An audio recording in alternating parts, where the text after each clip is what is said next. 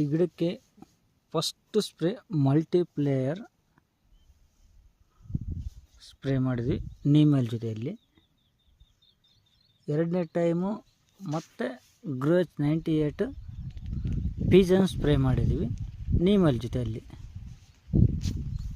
ಇವತ್ತು ಈ ಗಿಡ ಯಾವ ಥರ ಬಡ್ಡಿ ಆಗಿದೆ ಅಂತಂದರೆ, ಯಾಕೆಂತ ಹೇಳಿದ್ರೆ ಇದು ಸೀಡ್ಸ್ ಕಾಟನ್ ಆಗಿರೋದ್ರಿಂದ ಫಸ್ಟ್ ನಾನು ಪ್ರಿಪ್ರೇಷನ್ ಕೊಟ್ಟಿರೋದು ಬಡ್ಡಿ ನೋಡಿಕೊಳ್ಬೋದು.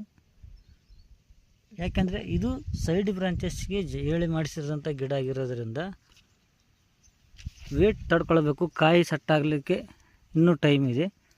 ಇದು ಸಿಂಗಲ್ ಗಿಡ ಆಗಿರೋದ್ರಿಂದ ಡಾಕ್ಟರ್ ಬೂಮ್ನ 3 ಟೈಮ್ ಕೊಟ್ಟಿದ್ದೀನಿ ನೋಡಿಕೊಳ್ಬೋದು.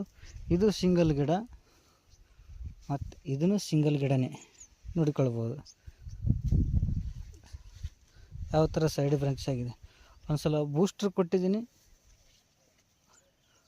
ಇದರಲ್ಲಿ ಡಾಕ್ಟರ್ ಬೂಮಲ್ಲಿ.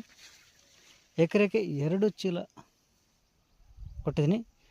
2 ಪ್ರೋ ಬೂಸ್ಟ್ರನ್ನ 2 ಎಕರೆಗೆ ಕೊಟ್ಟಿದ್ದೀನಿ.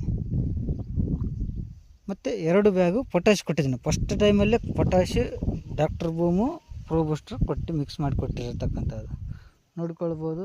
ಮತ್ತು ಇದನ್ನು